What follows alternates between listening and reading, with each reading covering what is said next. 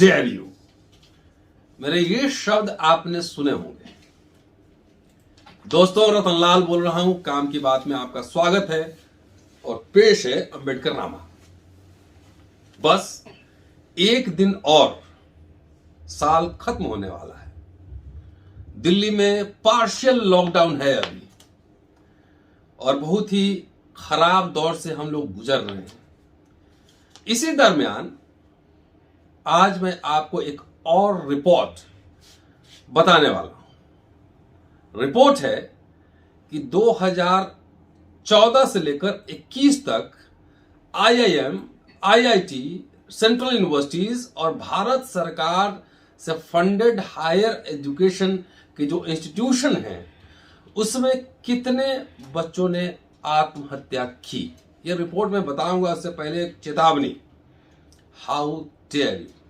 डरिए नहीं, आवाज बुलंद कीजिए और संघर्ष की आदत डालिए। इस तरह के एक्सट्रीम स्टेप्स किसी बच्चों को, किसी शोधार्थी को, किसी को भी नहीं उठाना है। अभी सुनीता देवी पे एपिसोड मैं लगातार बना रहा हूं, आप देख रहे होंगे, और उनको भी मैंने हौसला बढ़ाया है कि कोई भी एक्सट्रीम स्टेप नहीं उठाना है। अब चलिए, अभी शिक्षा मंत्री हैं धर्मेंद्र प्रधान, और धर्मेंद्र प्रधान ने संसद में एक बयान दिया, आधिकारिक बयान दिया। उस पर बीबीसी ने एक रिपोर्ट छापा है और ये मुझे लगा कि बहुत ही जरूरी है, इसलिए आपको जानना चाहिए, इसलिए मैं एपिसोड बना रहा हूं। चलिए लिए चलता हूं। जो रिपोर्ट उन्होंने पेश किया है, जो कहा है संसद में, एचआरडी मिनिस्टर धर्मेंद्र प्रधान ने, जो कि खुद एक पिछड़ी समुदाय के हैं, ओबीसी समुदाय के हैं, कि 2014 से लेकर 21 तक, जब नरेंद्र मोदी प्रधानमंत्री बने थे और तब से लेकर अब तक तकरीबन 122 छात्रों ने आईआईटी, आईआईएम, सेंट्रल यूनिवर्सिटीज, इसमें उन्होंने आत्महत्या की है। सवाल जब उठाया गया कि इतने बेहतरीन संस्थाओं में एससी, एसटी, ओबीसी और जो माइनॉरिटीज के छात्र हैं उसके साथ कथित तौर पर भेदभाव हुआ, इसकी वजह से इस तरह के बच्चों ने एक्सट्रीम स्टेप उठाए। तो जो आंकड़े दिए गए, जो एचआरडी मिनिस्टर जो आंकड़ा पेश कर रहे हैं, उसमें 24 बच्चे अनुसूचित जाति के, शेड्यूल कास्ट, 24 बच्चे, 41 ईबीसी और ओबीसी, 41 ओबीसी के बच्चे, 41 धर्मेंद्र प्रधान प्रधानमंत्री दोनों ओबीसी समुदाय के, 41 बच्चे ओबीसी कम्युनिटी के, 3 अनुसूचित जनजाति की और 3 अल्पसंख्यक। ये आंकड़े चौंकाने वाले हैं। 41 बच्चे ओबीसी के उन्होंने सुसाइड किया है। और अगर परसेंटेज में देखें तो सबसे ज्यादा, अर्थात 58% एससी, एसटी, ओबीसी और अल्पसंख्यक समुदाय के हैं, और ज्यादा संख्या जो है वो सेंट्रल यूनिवर्सिटीज में पढ़ने वाले छात्रों की है। एससी, एसटी, ओबीसी माइनॉरिटीज के अलावा जो छात्र कर रहे हैं, अब ये पड़ताल का विषय है कि आखिर वो अदर होंगे, वो सवर्ण भी होंगे, वो छात्र क्यों कर रहे हैं सुसाइड। ये एक पड़ताल, एक शोध का विषय है। और कोई भी हमारे शोधार्थी अगर हो, और कोई भी चाहे किसी भी कम्युनिटी का हो, वो संपर्क करें, उस पर एक प्रपोजल बना के इनके साइकोलॉजिकल रीजंस पे एक शोध करने की जरूरत है। अब धर्मेंद्र प्रधान का बयान है उनके हिसाब से कि खुदकुशी करने वालों में 34 बच्चे आईआईटी के, 5 बच्चे आईआईएम के, 9 बच्चे Indian institute of science Bengaluru, और जबकि 4 बच्चे आईआईटी के हैं। इसमें इन 7 सालों में, यानी कि 2014 से लेकर 21 में, अलग अलग केंद्रीय विश्वविद्यालयों में, सेंट्रल यूनिवर्सिटीज में 37 बच्चों ने खुदकुशी की। नेशनल इंस्टीट्यूट ऑफ टेक्नोलॉजी की अलग अलग कैंपस में 30 बच्चों ने खुदकुशी की। मतलब साइंस पढ़ाने वाले इंस्टीट्यूशन में ज्यादा मामले आ रहे हैं। इसका मतलब मामला कुछ शोध का विषय है। धर्मेंद्र प्रधान ने लोकसभा में बताया कि सरकार और विश्वविद्यालय अनुदान आयोग यूजीसी छात्रों के साथ भेदभाव और उत्पीड़न के मामलों की रोकथाम के लिए कई कदम उठाए। छात्रों के हितों की रक्षा के लिए यूजीसी छात्रों के शिकायत निवारण अधिनियम 2019 का प्रावधान यूजीसी ने किया है। इसके अलावा मंत्रालय ने कई और भी कदम उठाए हैं। बच्चों पर पढ़ाई का दबाव कम करने के लिए छात्रों को क्षेत्रीय भाषा में तकनीकी शिक्षा देने की शुरुआत की गई। रोहित वेमुला आपको याद होगा, और रोहित वेमुला ने जब आत्महत्या, कथित आत्महत्या में कहता हूं, उसके बाद आंदोलन में शरीक था, और उस आंदोलन में जितने भी मैंने भाषण दिए या लेख लिखे सबको इकट्ठा करके एक किताब मैंने बनाई थी। मेरी पहली किताब थी, और कितने रोहित, और उसमें मैंने ये दिखलाने की कोशिश की थी, उसमें मेरे ऊपर, मैंने अपने ऊपर भी एक लेख लिखा है कि कैसे होता है भेदभाव उच्च शिक्षण संस्थानों में। ये मैंने लिखा है पूरी किताब को।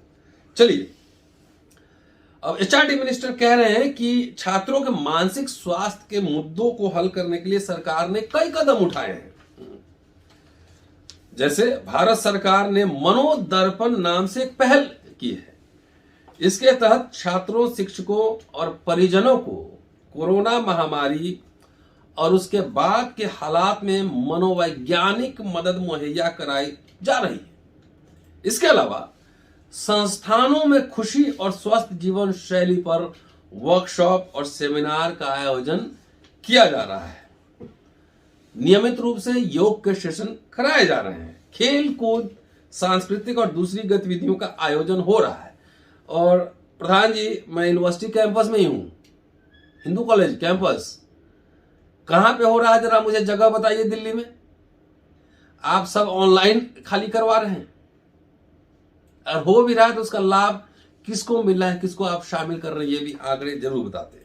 आगे धर्मेंद्र प्रधान कह रहे हैं कि इसके अलावा छात्रों, हॉस्टल वार्डन और उनकी देखभाल करने वाले कर्मियों को डिप्रेशन के बारे में जागरूक किया जा रहा है, ताकि जरूरतमंद छात्रों को समय पर मेडिकल मदद मुहैया कराई जा सके। दिल्ली यूनिवर्सिटी कैंपस में हूं, हॉस्टल सारे बंद हैं कॉलेज के, कहीं कोई हॉस्टल नहीं खुला है। यूनिवर्सिटी हॉस्टल में, पीजी हॉस्टल में बहुत कम छात्र हैं। प्रधान जी, आपके पास आंकड़े ठीक से नहीं है, एक बार यूनिवर्सिटी कैंपस घूमिए तब बताएंगे। अब आइए, अब जो जहां जहां सुसाइड के ज्यादा मामले आए हैं वहां पे लोग ऑल्टरनेटिव सब तलाश रहे हैं कि कैसे इसको रोका जाए। इस समय एक पहल हुई है बेंगलोर स्थित इंडियन इंस्टीट्यूट ऑफ साइंस की तरफ से। वहां पर हॉस्टल में लगे गए सीलिंग फैन को हटाया जा रहा है।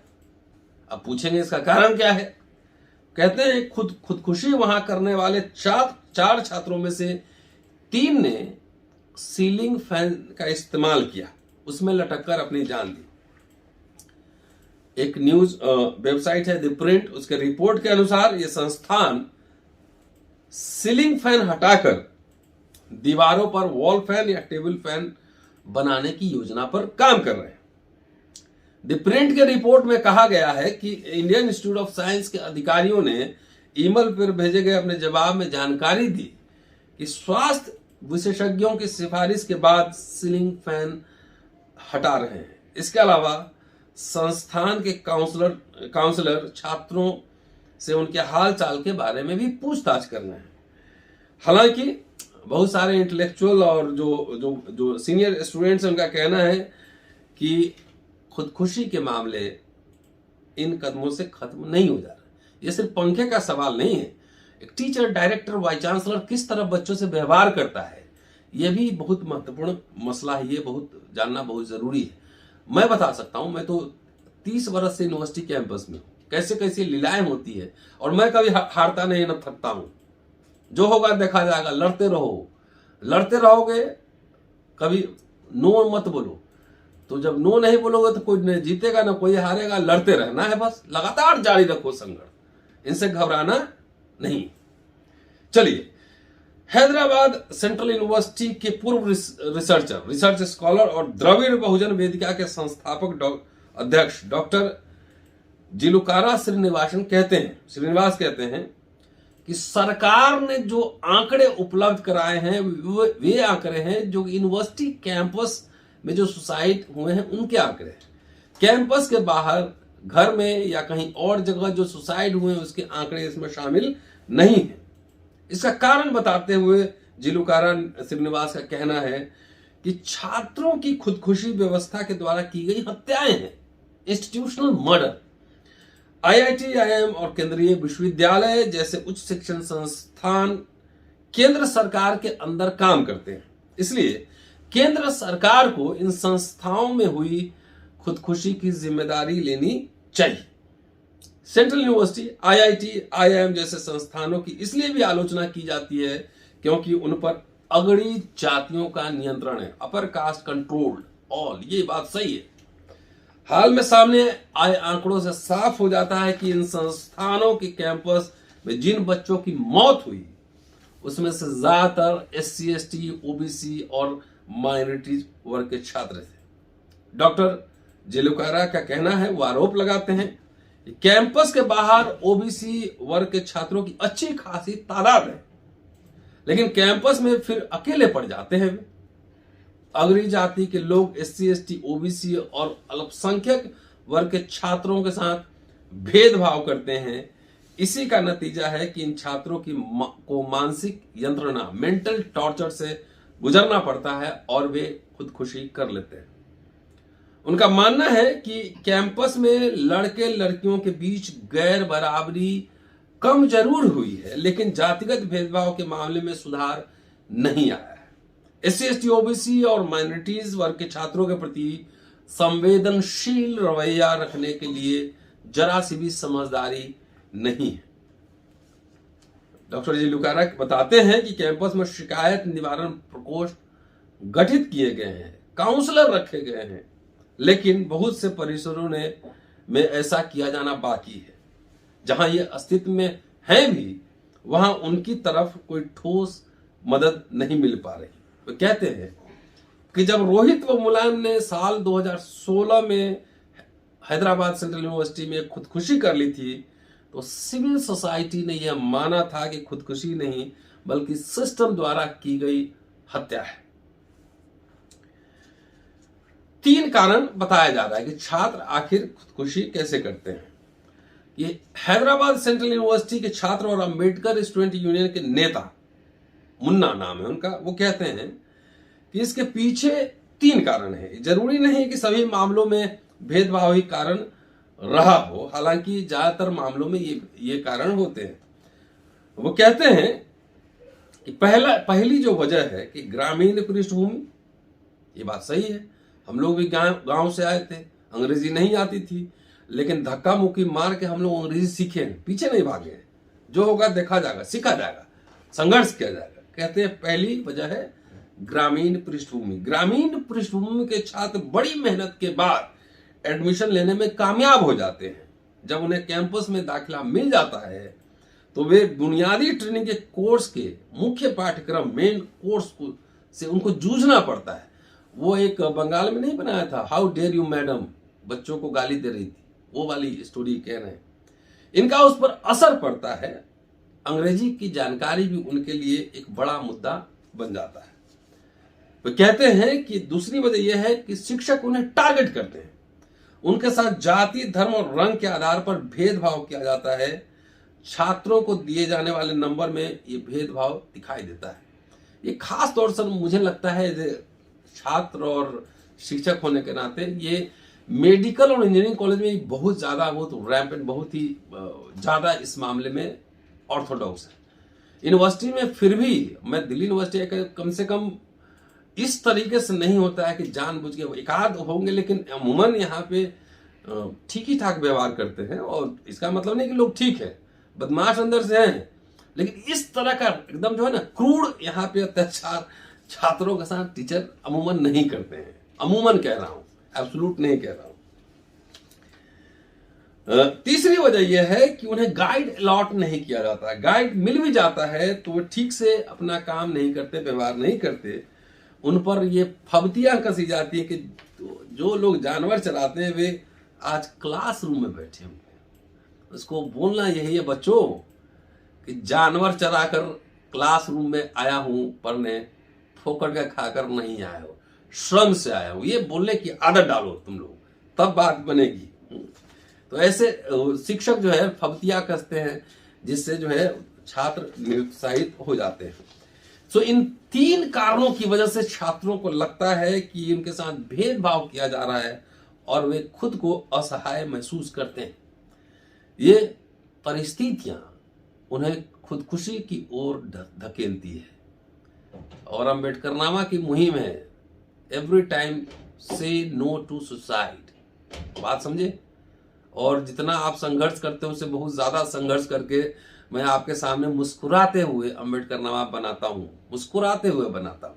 अभी भी मेरा हाई कोर्ट में मुकदमा चल रहा है, कब मुझे सस्पेंड कर देगा, क्या कर देगा पता नहीं, तब भी हंसता रहता हूं। चलिए आगे 2 एग्जाम्पल्स दे रहे हैं सेंथिल कुमार का और रोहित वेमुला का।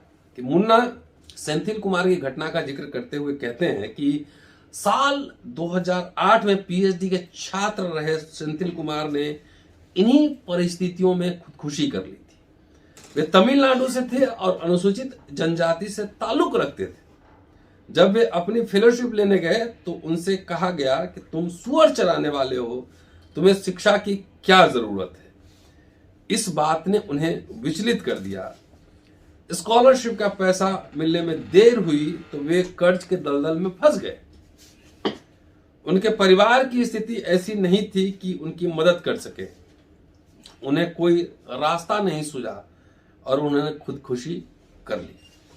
ठीक इसी तरह रोहित वेमुला की सामाजिक और राजनीतिक भेदभाव का सामना करना पड़ा था, जिसकी वजह से 2016 में उन्होंने आत्महत्या कर ली। मुन्ना बताते हैं कि रोहित वेमुला कैंपस में भेदभाव और गैर बराबरी का लगातार राजनीतिक तौर पर विरोध कर रहे थे। उन्हें कैंपस ने सस्पेंड कर दिया और वे इसके खिलाफ 3 महीनों तक संघर्ष करते रहे। जब उन्हें लगा कि नाइंसाफी से नहीं लड़ पाएंगे तो उन्होंने खुदकुशी कर ली। बच्चे, तुम तो छात्र हो, सस्पेंड हो गए, मैं तो टीचर हूं, मेरी तनख्वाह है, बड़ी तनख्वाह है, मैं जब उनसे नहीं डरता, होगा जो देखा जाएगा। लेकिन अत्याचार और भेदभाव के खिलाफ संघर्ष जारी रहेगा। डरना नहीं है, डरना मना है। समझिए, ये देखिए, डरना मना है। चलिए आगे, स्कॉलरशिप वक्त पर नहीं मिलते हैं। अंबेडकर स्टूडेंट यूनियन के नेता मुन्ना का कहना है कि स्कॉलरशिप के मुद्दे पर प्रीमियर संस्थानों में वंचित समाज के प्रति भेदभाव बढ़ता जाता है। कहते हैं कि एक तरफ सरकार ये कहती है कि हम अनुसूचित जाति जनजाति के छात्रों को मुफ्त शिक्षा देते हैं, आप जाकर पढ़ाई पूरी करें। दूसरी तरफ बहुत से लोगों को यह लगता है कि इन छात्रों को आरक्षण मिलता है, उन्हें सब कुछ मुफ्त में मिलता है, और चूंकि उन्हें सब कुछ फ्री में मिल रहा होता है तो वे पढ़ने के लिए नहीं, सिर्फ खाना खाने के लिए आते हैं। शर्मनाक, वो खाना खाने के लिए नहीं आते हैं ऐसे बच्चे, ज्ञान अर्जन करने के लिए आते हैं। लेकिन हकीकत में यह होता है कि सरकार के, मुन्ना आगे कह रहे हैं कि हकीकत में यह होता है कि सरकार के भरोसे के दम पर ये छात्र गांव से शहर संस्थान कैंपस में आते हैं, लेकिन सरकार उन्हें भी स्कॉलरशिप का पैसा वक्त पर नहीं मुहैया कराती। इस देरी के कारण छात्र वक्त पर अपनी फीस जमा नहीं कर पाते। ये फीस नहीं भरते हैं तो उन्हें नोटिस दिया जाता है कि आपने फीस नहीं भरी है, इसलिए आपको परीक्षा में नहीं बैठने दिया जाएगा और आपका एडमिशन कैंसिल कर दिया जाएगा। नतीजा ये होता है कि छात्रों का भरोसा टूट जाता है और वे तनाव में चले जाते हैं। डॉक्टर जिलुकारा कहते हैं कि केंद्रीय संस्थान में बैकलॉग पोस्ट खाली पड़े हैं, अगर सरकार उन्हें भर दे तो संस्थानों में पढ़ने वाले SC ST OBC और अल्पसंख्यक वर्ग के छात्र के लिए सहारा बन जाएगा। ये बात सही है, लेकिन सहारा कैसे बनेगा जिलुकारा साहब? दिल्ली यूनिवर्सिटी में 2-4 हजार SC ST OBC के टीचर्स हैं और कोई भी जरूरत पड़ने पे 10 लोग खड़े हो जाएं। अभी सुनीता देवी संघर्ष कर रही है, उसके लिए सारे लोग 500-500 रुपए डाल दें तो वो बहुत कॉन्फिडेंट होके लड़ाई लड़ेगी। सिर्फ SC ST OBC का कैंपस में आना जरूरी नहीं है, वो किस माइंडसेट के साथ आ रहे हैं, किस सोच के साथ आ रहे हैं, ये जरूरी है। कैंपस में आए, उनको पूरा उनका अधिकार मिले, लेकिन उनको पे बैक टू द सोसाइटी का जो कॉन्सेप्ट है उनके जहन में, उनके माथे में जरूर रहना चाहिए। अगले एपिसोड में बताऊंगा कि क्रिश्चियंस पे कितने हमले हुए और क्यों हुए। शुक्रिया। Keep watching and sharing Ambedkarnama. अगले एपिसोड में फिर मुलाकात होगी। जय भीम,